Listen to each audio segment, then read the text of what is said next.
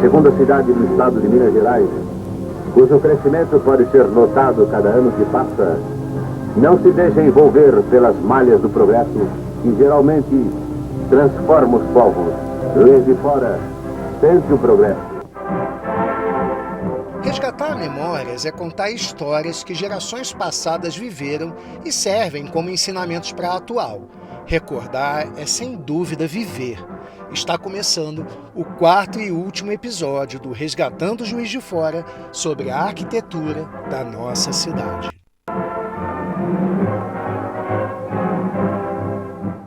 Depois da arquitetura do final do século XIX, início do século XX, que é a arquitetura eclética, nós tivemos então a arquitetura eclética e depois veio a arquitetura Art Deco e posteriormente, já nos anos 50, a manifestação em Juiz de Fora da arquitetura modernista.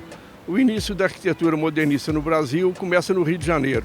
A influência francesa, através de um famoso arquiteto, Le Corbusier, ele vai influenciar a arquitetura no Rio de Janeiro, principalmente com o prédio do Ministério da Educação e Saúde, um antigo prédio do Ministério da Educação e Saúde, hoje é Palácio da Cultura, no centro do Rio.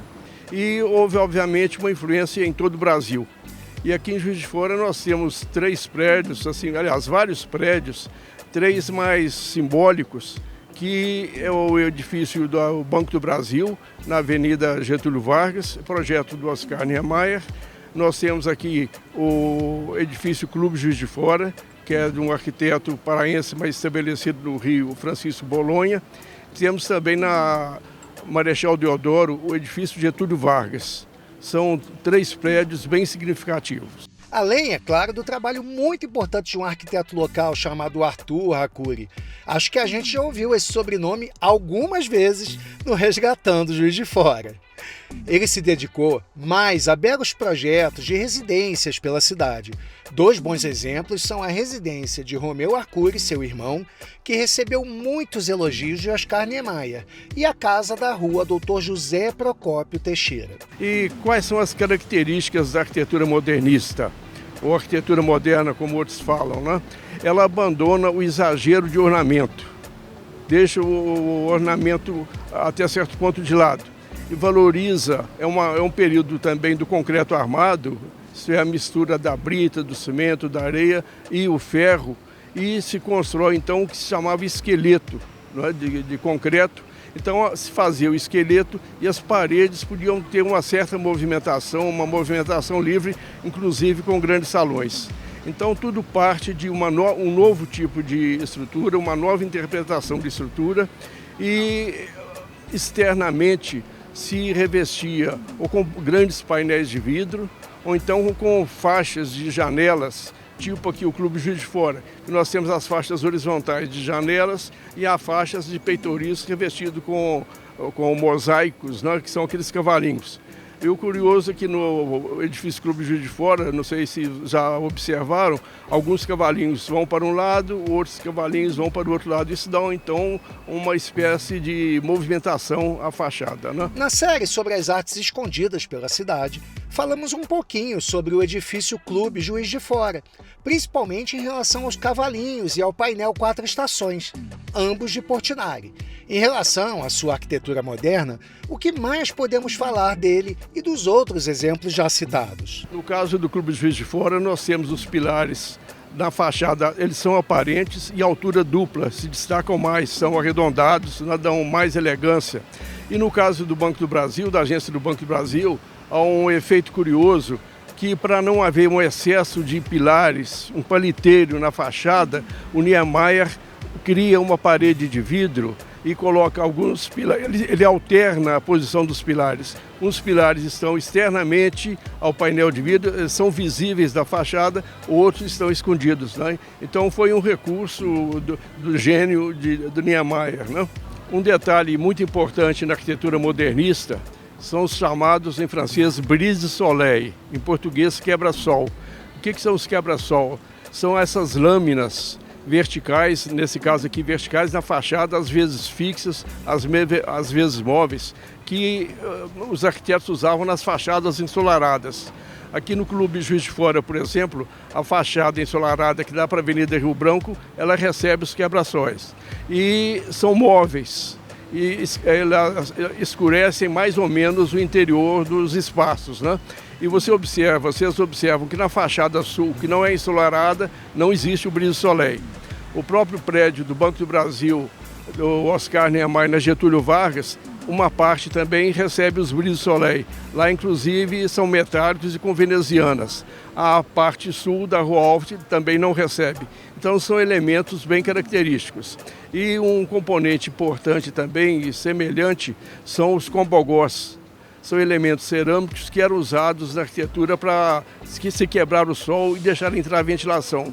O terceiro exemplo é o edifício Getúlio Vargas, ali onde hoje é o Pan Marechal, também da década de 50. É do arquiteto carioca Ulisses Burlamac e, além de tudo que o Antônio Carlos nos conta, ele tem aquele jeitão juiz-forano de ser, já que o seu térreo é uma galeria que faz a ligação entre duas ruas. Nós podemos observar no térreo, os pilotis são aparentes, e nesse caso específico, algo muito interessante que é o chamado pilar em V. Então, esses pilares que sustentam o auditório são na forma de V. Isso foi usado também pelo Niemeyer em Belo Horizonte, no edifício JK. Então, nós temos esse pilar em V. Na parte desse auditório que é avançado com relação à lâmina principal, nós temos uma lâmina de vidro e novamente, a utilização dos brise-soleils. Nós temos um elemento também bem típico do modernismo, que era chamado na época telhado borboleta, porque ele sugere, né, a forma de uma borboleta. E por que ele era assim? Porque as águas do telhado caíam para uma calha central. Em vez de se usar duas calhas na lateral, se usava uma calha central. E o telhado, então, os telhados caíam para a parte interna, gerando esse famoso, muito marcante na época, telhado borboleta. Só que precisamos voltar ao assunto da preservação. Como podemos manter tudo isso vivo? Retornamos então com Jorge Arbache, porque ele fez parte do embrião do IPLAN, o primeiro órgão de planejamento da cidade. E foi ali também que começou a se pensar na consolidação de um órgão de preservação a partir de 3 momentos muito marcantes de Juiz de Fora.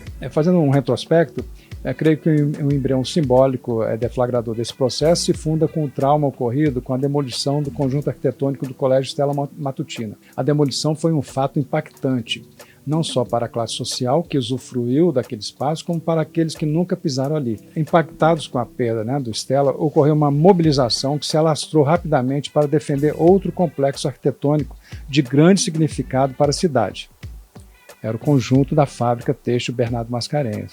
O movimento Mascarenhas Meu Amor reuniu simpatizantes de diversos perfis, operários, artistas, acadêmicos, intelectuais, jornalistas e personalidades. Um outro evento emblemático, mobilizador e agregador veio a ocorrer anos depois, com a restauração do Cine Teatro Central. Foi uma mobilização social muito ampla, envolvendo integralmente o poder público, e o desfecho foi bem sucedido, e a obra se consolidou definitivamente aí o sentimento na população pela causa da preservação dos bens históricos, e também do sentido de pertencimento. A Mônica Olender viveu aquele momento ocorrido em 1996, quando então, iniciados 2 anos do seu curso de arquitetura, participou da restauração do Cine Teatro Central. E essa restauração ela foi um marco no próprio cotidiano da Rua Alfield, porque nós ficávamos ali como estagiários, nós ficávamos ali andando na Rua Alfield de jaleco branco, assim como as restauradoras responsáveis, o arquiteto responsável, a gente ficava ali pela Alfield, circulando de jaleco branco nos horários de lanche e almoço, justamente para mostrar a importância daquilo que a gente estava fazendo ali. Que, apesar de sermos, a grande maioria das pessoas que estávamos ali, sermos ainda estudantes de vários cursos aqui da Universidade Federal, principalmente, nós entendíamos que aquele era um momento ímpar. Para mim, então, nem se fala que queria trabalhar com patrimônio desde sempre. Fiz arquitetura para trabalhar com patrimônio. Então, ali foi a primeira oportunidade que eu tive e eu acho que essencial em toda a minha trajetória, porque realmente eu pude praticar conservação e restauro ainda estudante. Uma reforma é feita através de uma intervenção sem compromisso em preservar o que se encontra. Já a restauração tem a preservação como objetivo. Ela tem o cuidado em manter a essência do que já existe. No caso do Teatro Central, foi a primeira vez aqui em Juiz de Fora que a gente realmente teve uma ação de intervenção num patrimônio que se pautou em teorias do restauro. Então a gente segue posturas, né? A gente segue comportamentos que eles são teorizados para poder fazer um restauro. Justamente para a gente poder conhecer os limites que a gente tem, ou seja, até onde eu posso colocar a minha mão, intervir e onde eu preciso parar, em função exatamente de deixar ali, né, aquela história contada. Então é muito fácil a gente pegar uma perda aqui, por exemplo, nessa parede, né, perder um trecho dessa área aqui, chegar e repintar essa área e encobrir que em algum momento esse trecho foi perdido. É muito fácil a gente fazer isso, né? Mas mesmo que dentro de uma ação de restauro isso seja feito, é preciso entender como se faz e por que se faz, pautado em que comportamento, em que postura. Muitas das histórias que contamos aqui neste programa não são memórias de um único personagem. Para se erguer um patrimônio são necessárias muitas mãos. A história de Juiz de Fora é permeada por muitas dessas mãos, das quais quase ninguém lembra. E uma outra coisa que me chamou muita atenção naquele momento, em que o Teatro Central ele estava povoado por andaimes, né? Então a gente chegava até o forro através dos andaimes.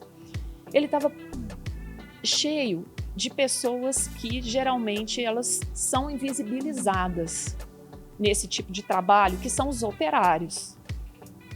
E aquilo me chamava muita atenção porque eram exatamente os corpos que davam vida. Eles cantavam, eles subiam naqueles andaimes sem parar, subiam e desciam, a gente prestava atenção neles o tempo inteiro.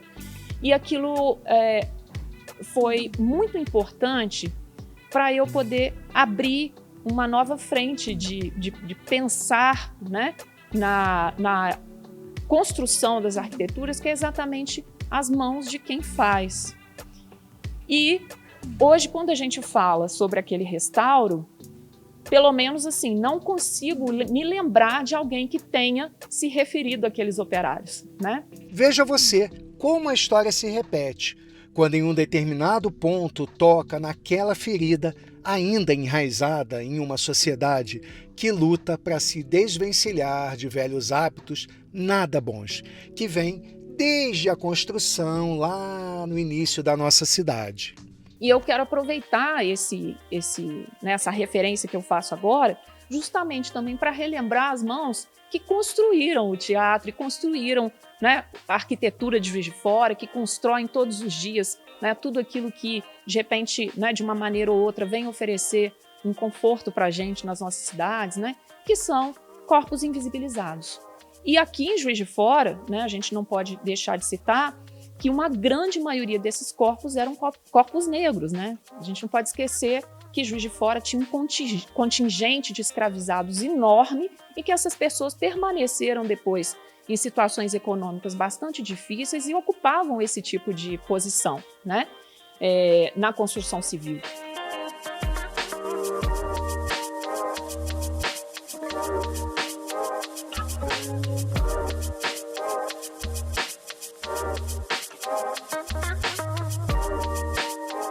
Um poeta inglês chamado Francis Thompson, ele escreveu certa vez que tudo está ligado, tão secretamente ligado que você não pode tocar uma flor sem incomodar uma estrela. A arquitetura, de um modo geral, ela é assim, tudo está completamente ligado. No caso aqui desses episódios, dos temas que a gente abordou nessa série sobre a arquitetura, a gente mostra o quanto é necessário essa união entre a estética e a memória. É isso que vai despertar a memória afetiva de vocês, mas principalmente a vontade de conhecer um pouco mais sobre a história e os patrimônios da nossa cidade e de também lutar pela preservação desses bens que são todos nossos. Eu espero que vocês tenham gostado. Esse foi só o primeiro tema do Resgatando Juiz de Fora de 2025. Ainda vem muita coisa aí pela frente. Eu espero vocês, então, para a próxima série, para o próximo tema do Resgatando Juiz de Fora. Até lá!